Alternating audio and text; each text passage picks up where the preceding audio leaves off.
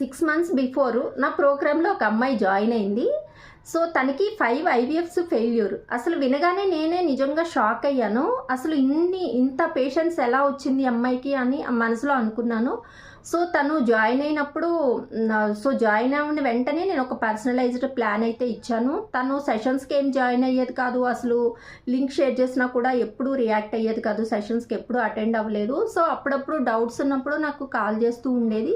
So ఈ అమ్మాయి ఏం చేయట్లేదు, ఎలా కన్సీవ్ అవుతుందో ఏంటో అని అనుకునేదాన్ని. సో సడన్గా రీసెంట్గా అమ్మాయి నాకు కాల్ చేసి, మేడం నేను కన్సీవ్ అయ్యాను అని చెప్పింది.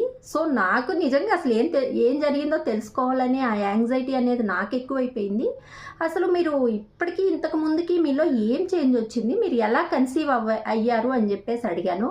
మేడం నేను ఐవీఎఫ్ ట్రీట్మెంట్స్కి వెళ్తున్నప్పుడు మా అత్తగారు నాకు అమౌంట్ పెట్టేది. సో ఈసారి కూడా సక్సెస్ అవ్వకపోతే ఆవిడెక్కడ తిడుతుందో అని చెప్పేసి భయంతో ఆ టెన్షన్తో ఉన్నాను. సో ఇప్పుడు నేను మా అమ్మ వాళ్ళ ఇంటికి వచ్చాను. సో నాకు ఆ టెన్షన్స్ బాధలు ఏం లేవు. నేను ఇక్కడ రిలాక్స్డ్గా ఉన్నాను, హ్యాపీగా ఉన్నాను. సో ఆ బాధల నుంచి నేను బయటకు వచ్చేసాను.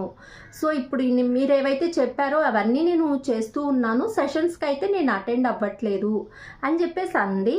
సో ఇక్కడ గుర్తించుకోవాల్సింది ఏంటంటే, చాలా మీరు భయం కానీ, బాధలు కానీ, సెల్ఫ్ డౌట్ కానీ, నెగిటివ్ థాట్స్ కానీ ఏవైనా ఉన్నప్పుడు సో మీ బాడీలో కార్టిసోల్ అనేది రిలీజ్ అవుతుంది.